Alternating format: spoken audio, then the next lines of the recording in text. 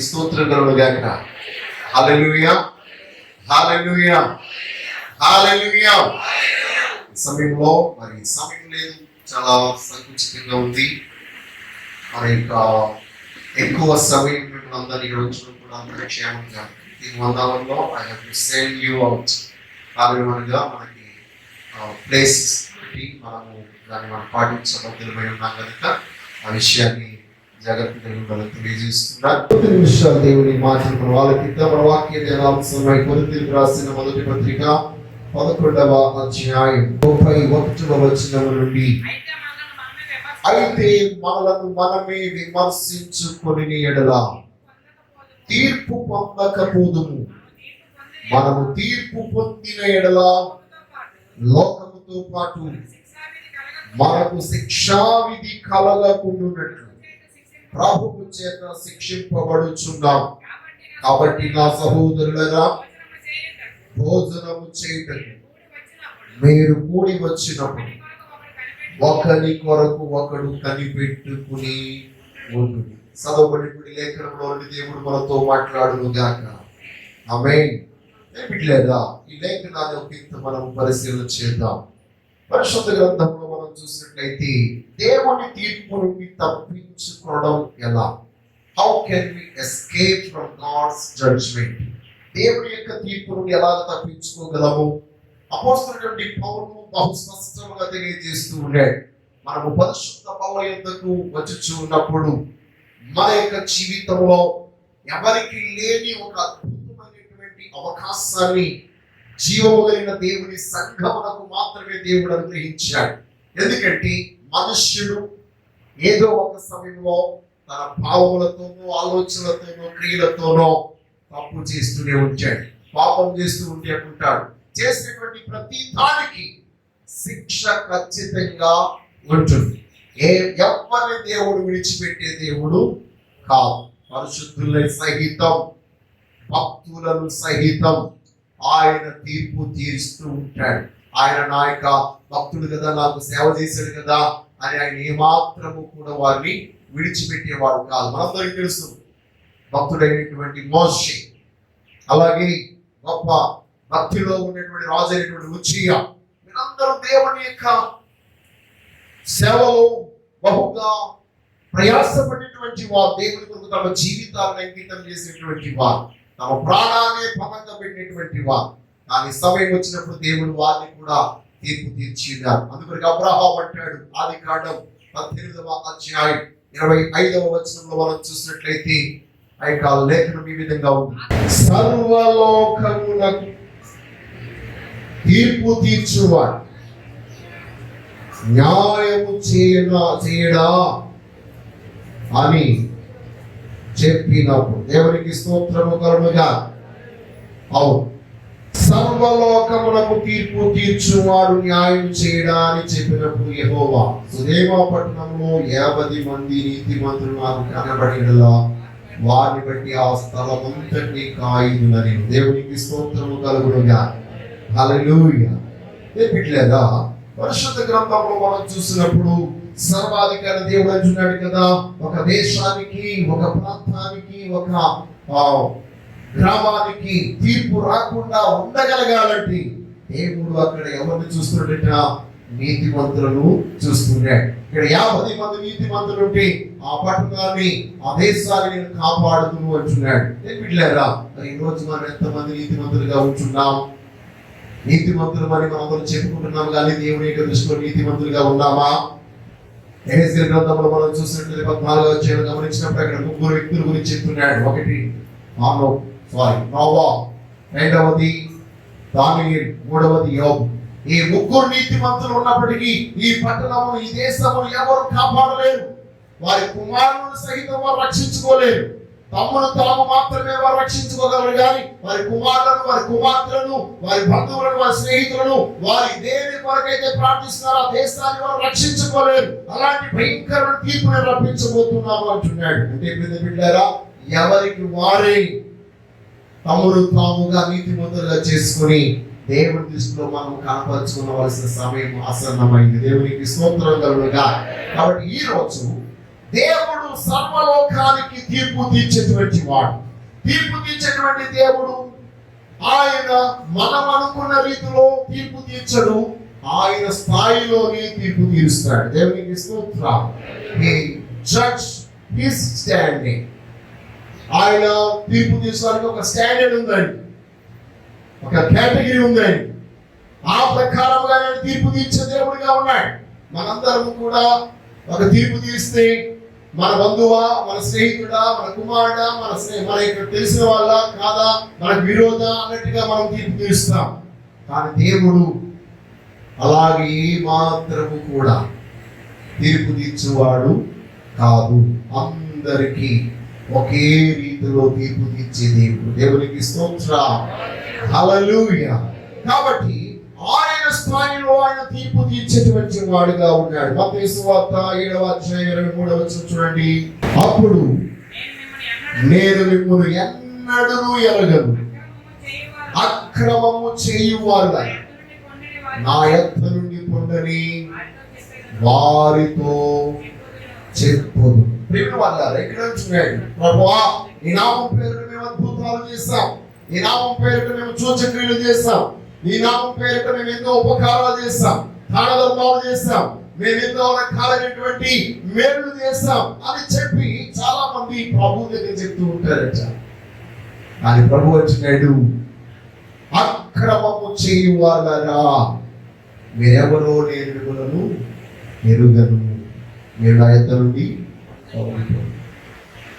కాబట్టి ఈరోజు మన యొక్క జీవితంలో దేవుడు కలిగి ఉన్న పరిశుద్ధతలోనికి మనం రావాలని నేను కోరుకుంటున్నాను.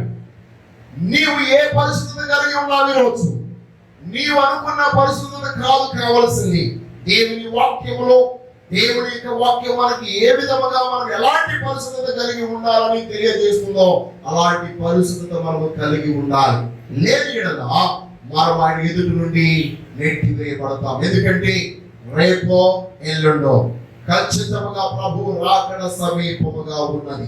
కారణమనగా ఈ ప్రస్తుత వాతావరణం అంతయు మనం చూసినట్లయితే దేవుడు ముందుగానే తెలియజేసి ఉన్నాడు. ఇదిగో ఇలాంటి స్థితిలో మీరేమి చేయాలనగా మెలకువగా ఉండి ప్రార్థన చేసి మిమ్మల్ని మీరు సిద్ధపరచుకోనండి. ఆకాశ శక్తులను నేను కదిలించబోతున్నాను అంటున్నాడు ఆయన. ఎక్కడ చూసిన భూకంపాలు, ఇప్పుడు చూసిన మన ఈ వారంలో ఢిల్లీలో ఆ ఏరియా అంతా కూడా కదిలిపోయింది. అంతకుముందు వారం అయితే కర్నూలు సైడ్ కూడా భూకంపం. అంటే చూచారు, పెద్ద దేవుడు చూపిస్తున్నాడు. ఒక పిడుగుపడి ఎప్పుడైనా వందలాది మంది చనిపోవడం మనం చూసామా? పోయిన వారంలో పిడుగుపడి 110 మంది చనిపోయి, ఈ వారంలో కూడా మళ్ళీ అదే పీనంలో పిడుగుపడి మళ్ళీ చనిపోయారు. 36 మంది చనిపోయారు. భయంకరమైన వాతావరణంలో ఉన్నారు. ఎటు చూసిన మరణాలు. ఎంత ఘోరముగా దేవుడు చెప్పాడు, శవాలని పీనుగులన్నీ ఎవరు కూడా వాటిని ఆదరించిన రీతిలో పడిపోతాయి ముందుగా చెప్పబడిన రీతిలో. ఈ మధ్యకాలంలో మనం చూస్తున్నాం, మీడియాలో టీవీలో చూస్తున్నాం, ఎంత ఘోరాతి ఘోరంగా ఆ డెడ్ బాడీస్ ని వాళ్ళు లాక్కెళ్ళి ప్రొక్లైన్తో ఎత్తి పెట్టి లేకపోతే కుక్కని విసిరేసినట్టుగా విసిరేస్తున్నారు. చూసి నేనైతే ఏం చేశాను ప్రభు, ఇలాంటి సమయంలో మేము చచ్చిపోకూడదు. ఒకవేళ చనిపోవడం అంటే జరిగితే నీతో పాటు మేము పైకి ఎత్తబడిపోవాలి. కానీ ఇలాంటి భయంకరమైనటువంటి పరిస్థితి మాకు రాకూడదు ప్రభు అని ప్రార్థన చేస్తున్నాను. చాలా ఘోరమైన స్థితిగతుల్లో మనం ఉంటున్నాం. కాబట్టి ఈ సమయం ముందు మనము పరీక్షించుకోవలసిన పద్ధతులమై ఉన్నాం. దేవునికి స్తోత్రం కలుగును గాక. హల్లెలూయా. బిడ్డలారా, మనలో చూసినట్లయితే పేతురు రాసిన 2వ పత్రిక 2వ అధ్యాయం 4-5 వచనం చూడండి. దేవదూతలు పాపం చేసినప్పుడు దేవుడు వారిని విడిచిపెట్టడు,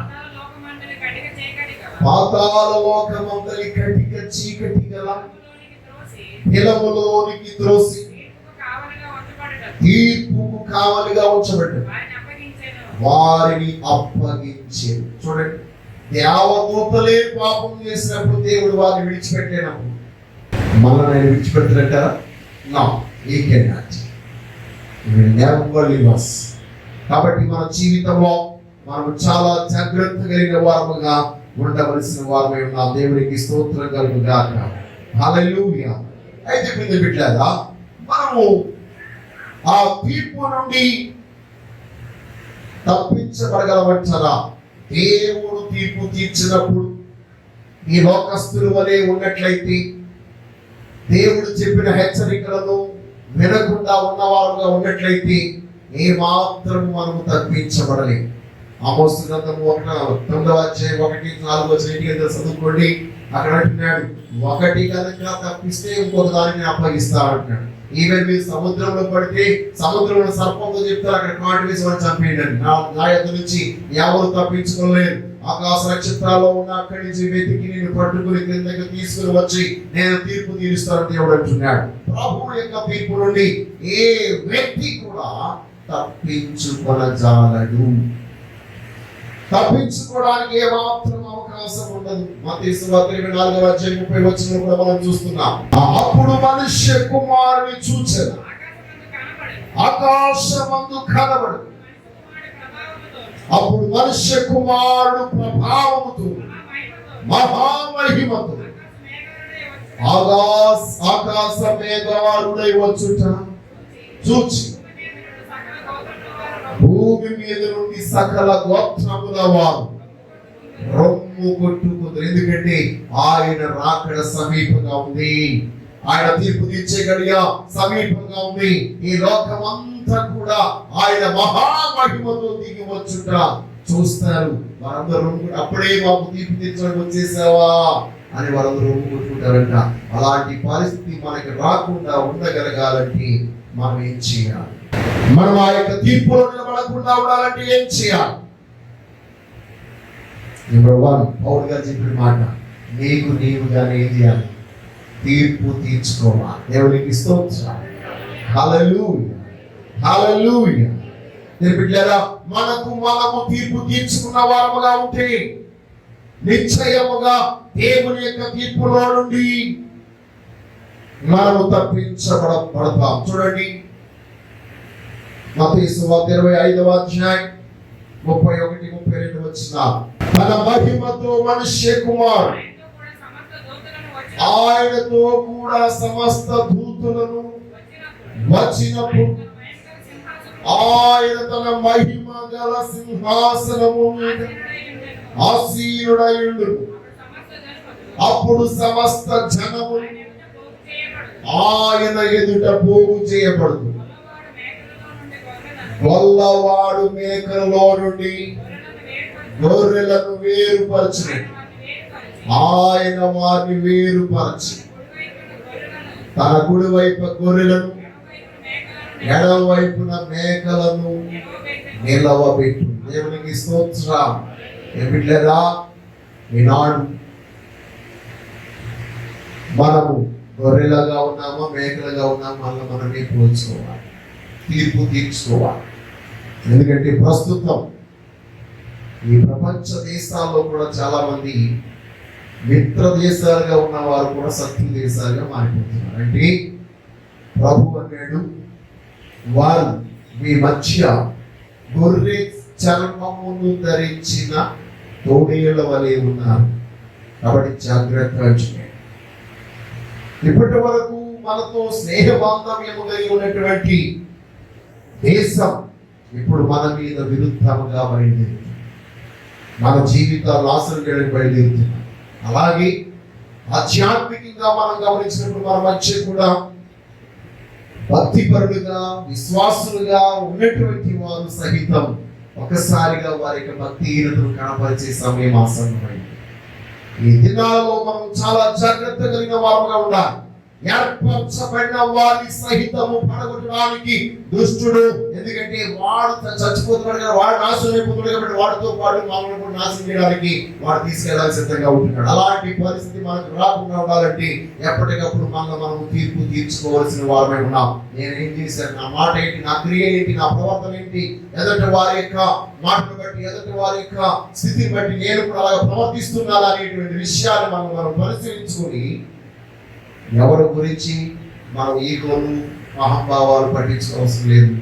సర్వాధికార దేవుని యొక్క సముఖంలో నేను నిలబడాలి కాబట్టి ఆయన ఎదురు నిలబడి నేను ఎంతకైనా తగ్గించుకుంటానని మన జీవితంలో మనం పరీక్షించుకోవాల్సిన వారమే ఉన్నాం. అప్పుడు ఖచ్చితంగా మీరు జ్యేష్ఠుల సంఘములో ఆ మహిమ గల దేవుని యొక్క సన్నిధిలో నిలబడతారు. ఏప్రిల్ రాసిన పత్రిక 12వ అధ్యాయంలో ఆ మాట మనం చూస్తే 23వ వచనం చూడండి.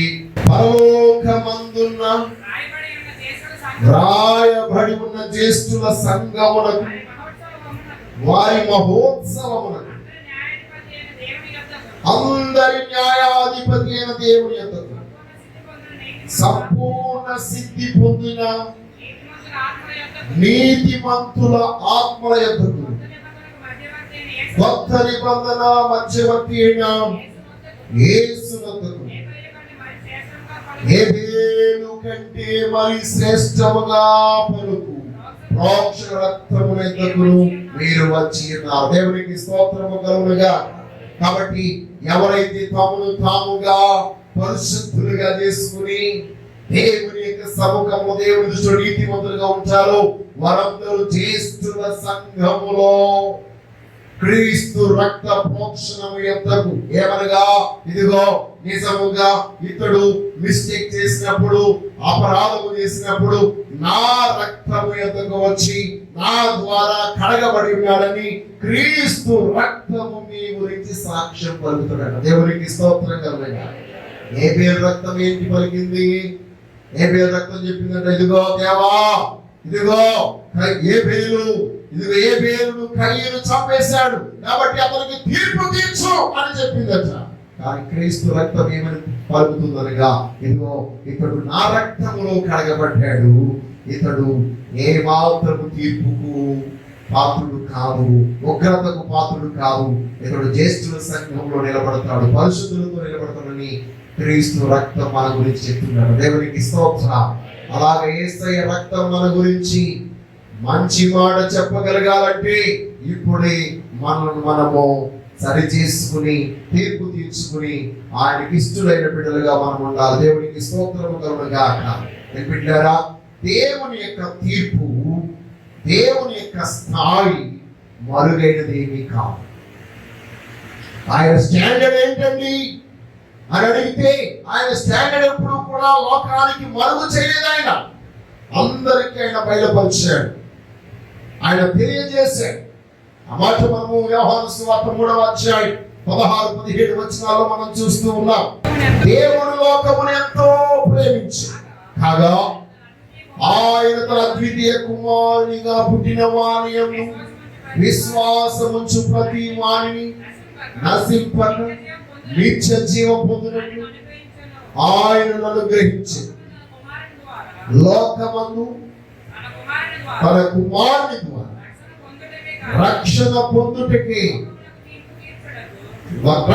పొందుటకే గాని లోకమునకు తీర్పు తీర్చుటకు దేవుడు ఆయన లోకమునకు పంపలేదు.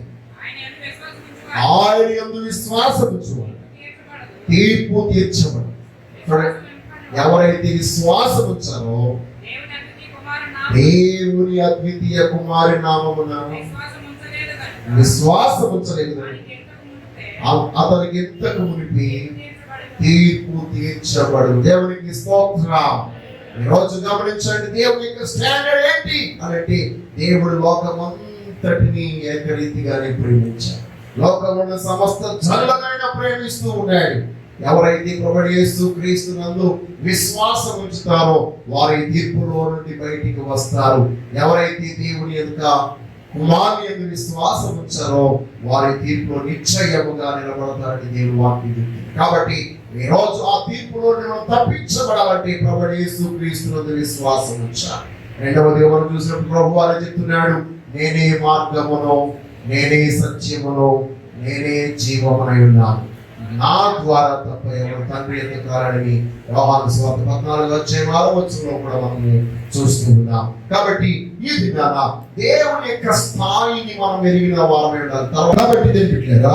మూడవదిగా మనం చూసినట్లయితే మనందరము కూడా సర్వాధికారి అయిన దేవుణ్ణి కలుసుకోవడానికి ఆయన న్యాయ తీర్పు పీఠము ఎదుట లేక న్యాయ పీఠము ఎదుట నిలబడుటకు ఆయన్ని కలుసుకోవడానికి మనందరం ఈ లోకంలో సిద్ధపాటు కలిగి ఉండాలి. అందుకొరికి ఈరోజు ఈ పరిశుద్ధ బల ఎదుట సిద్ధపాటు కలిగి ఉండడం కొరకు మనందరం వచ్చాం. దేవునికి స్తోత్రం కలుగుగా. హల్లెలూయా, హల్లెలూయా, హల్లెలూయా. ప్రియమైన బిడ్డలారా, మన యొక్క జీవితంలో మరి ఈ కాలం ఎలా ఉందంటే ఆన్లైన్ లో కూడా అన్ని కార్యక్రమాలు చేసుకున్నట్టుగా ఉంది. ఆన్లైన్ లో కూడా పరలోక రాజ్యం, ఆన్లైన్ లో కూడా బాప్తిసం, ఆన్లైన్ లో కూడా ఎన్నో అన్ని వచ్చేసేలా ఉన్నాయి. దేవునికి స్తోత్రం కలుగుగా. ఎందుకంటే ఇప్పుడు అలాంటి పరిస్థితి, అలాంటి వాతావరణం వచ్చేసింది. బాప్తిసాలు కూడా పొందలేని కాలానికి వచ్చేసాం మనం. దేవునికి అద్భుతమైన కృపను బట్టి లాక్డౌన్ లో కూడా కొంతమందికి బాప్తిసం ఇవ్వడానికి దేవుడు సహాయం చేశాడు. దేవునికి స్తోత్రం. హల్లెలూయా. దేవుని బిడ్డలారా, ఈ సమయమందు పెద్దలు ఎంత పెద్దలైనప్పటికీ వారు దేవుని వాక్యానుసారంగా చేయకపోతే అది మీరు ఎవరు అనుసరించవద్దు. ఒకవేళ అనుసరిస్తే మీకు నాకు ఆ రోజు సంబంధం ఉండదని చెప్పేస్తారు. దేవునికి స్తోత్రం కలుగుగా. మీరు ఎవరిని ఏ పెద్దలైతే అనుసరించారో ఆ పెద్ద వచ్చి మిమ్మల్ని రక్షించునుగా. దేవుని వాక్యానుసారంగా ఏ వ్యక్తి అయితే చెప్తారో వాళ్ళే మీకు తండ్రి. దేవుని వాక్య విరుద్ధముగా వాతావరణ అనుకూలత చేసుకుని అనుకూలమైన బోధ చెప్పేవాడు నిజమైన భక్తుడు కాదు. వాళ్ళు ఎంత గొప్ప వాళ్ళు అవ్వచ్చు, ఎన్ని లక్షల మంది వాళ్ళకి విశ్వాసం ఉండొచ్చు, కానీ వాక్యానుసారంగా మాత్రమే మనము జీవించాలి. ఆ ప్రకారంగానే ముందుకు సాగాలి. దేవుడు చెప్పిన మాట మోషే చెప్తేనే మార్చబడాలి. దేవుడు అన్నాడు పంటతో మాట్లాడు కాదు. మనవాడు అనుకోక అక్కడ లేదు, వాతావరణం అంతా మారిపోయింది, ప్రజలందరూ బాగా ఎర్రెక్కించేశారు. మనవాడికి కోపం వచ్చింది, మనల్ని ఏం చేశాడు? కారుతో కొట్టేశాడు. దేవుడు తన కార్యాన్ని అక్కడ జరిగించడం మానేనే జరిగించాడు. కాబట్టి మోషే నీతిమంతుడు అయిపోయాడా? నో. వెంటనే దేవుడు చెప్పాడు, ఇదిగో నీవు చేసిన పనిని బట్టి నా రాజ్యములో లేక నేను ప్రవేశింపబోయి కనాను దేశంలో నీవు ఆహారం ప్రవేశించని చెప్పాడు దేవుడు. దేవునికి స్తోత్రం.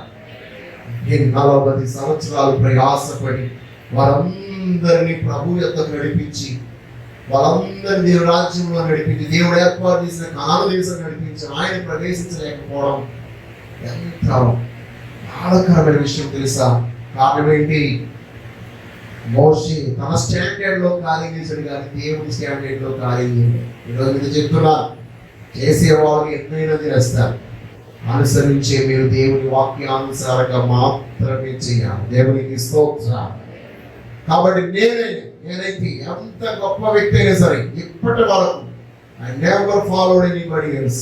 I followed only Jesus. యేసు యొక్క వాక్యమును మాత్రమే అనుసరించి నడుచుకున్నాను. నాకు చాలా మంది అభిమానులు ఉన్నారు. ఏ అభిమాని వెంబడించడానికి ఎప్పుడు ఇష్టపడలేదు. నేను చెప్పాము, మా నాతో ఉన్నటువంటి పాస్టర్లు కూడా అదే చెప్తూ ఉంటారు, ఇదిగో ఒకరిని అభిమానించడం మంచిది, కానీ don't follow them, follow God's word. దేవుని వాక్యాన్ని అనుసరించు, దేవుని యొక్క వాక్యానుసారంగా నువ్వు నడుచుకో అని చెప్పి ఎప్పుడు నేను చెప్తూ ఉంటాను, హెచ్చరిస్తూ ఉంటాను. మీకు అదే చెప్తున్నా. కాబట్టి ఈ సమయం మన యొక్క జీవితంలో దేవుని యొక్క స్థాయి ఇప్పుడు మనకి మరుగుగా లేదు. అది ఎప్పుడు మనకి బయలుపరచబడే ఉంది. 2-3 మనం చూసినప్పుడు ఆయన ఎదుట మనం అందరం కూడా కలవగలిగే సమయం ఆసన్నమైంది. చూడండి, కీర్తన గ్రంథము 95వ సంకీర్తన 10వ చరణం నుండి మనం చూసినట్లయితే, యెహోవా రాజ్యము చేయించును. ఏంటండి? లోకము కదలకుండా స్థిరపరచబడి ఉన్నది. దేని బట్టి? న్యాయమును బట్టి ఆయన జనులను పరిపాలన చేయను. ఈ వార్తలన్నిటిలో ప్రకటించుడి. యెహోవా వేయించేయుచున్నాడు. భూమి ఆనందించునుగా, లోకము సముద్రమును దాని సంపూర్ణత ఘోషించునుగా, పొలమును దాని అందలి సర్వము యెహోవా సన్నిధిని ప్రహర్షించునుగా. ఫల వృక్షములన్నీ వన వృక్షములన్నీ ఉత్సాహధ్వని చేయునుగా, భూజనులకు తీర్పు తీర్చుటకై యెహోవా వేయించేయుచున్నాడు. న్యాయమును బట్టి లోకమునకు తన విశ్వాస్యతను బట్టి జనములకు ఆయన తీర్పు తీర్చు. దేవునికి స్తోత్రం. మనందరం సర్వాధికారి అయిన దేవాది దేవుని యొక్క న్యాయ తీర్పు ఎదుట నిలబడడానికి సిద్ధపాటు లేని వారు. అందుకు యేసు అంటాడు, నీవు సిద్ధముగా ఉండు, నీతో ఉన్న వారిని సిద్ధపరచు. అలా ఎప్పుడైతే మనము సిద్ధపాటు లేని వారుగా ఉంటామో నిశ్చయముగా దేవుడు మనకు గ్రహించే బహుమానము మనం పొందుకుంటాం. ఆ దైవ కృపకు మనం పాత్రలు అవుతాం. కాబట్టి ఈరోజు మీ అందరికీ నేను చేతులు కూడా చెప్తున్నాను, మీకు మీరుగా మీ జీవితాలను పరిశుద్ధపరచుకుని ప్రార్థనలో, ఆత్మీయతలో, భక్తిలో, విశ్వాసంలో ప్రభు రాకడ సమీపించుతున్న కొలది మరింత జాగ్రత్తతో మిమ్మల్ని మీరు కాపాడుకుంటూ ప్రభువులో ముందుకు సాగండి. ఆ దేవుడు నిశ్చయముగా మిమ్మల్ని తన రాజ్యంలో తాను మీ కొరకు సిద్ధపరిచిన తన ఆశీర్వాదంలో మీరు పాలిభాగస్తులకు ఆయన అవకాశం ఇస్తాడు. మనము సిద్ధపాటు కలిగిన వారుగా ఉంటే దేవుడు మనకు సిద్ధపరిచే వాటిని మనం పొందుకుంటాం. మనం సిద్ధపాటు లేని వారుగా ఉంటే మన జీవితంలో దేవుడు మనకి సిద్ధపరిచిన వాటిని మనం పోగొట్టుకుంటాం. అలాగూ కాక మనమే రోజు తీర్పు తీర్చుకుని ప్రభు యొక్క పరిశుద్ధ బలలో పాలిభాగస్తులం అవుదాం. ప్రభు వంటి మహాకృప మీ అందరికీ అనుగ్రహించును గాక. ఆమేన్. ఆమేన్.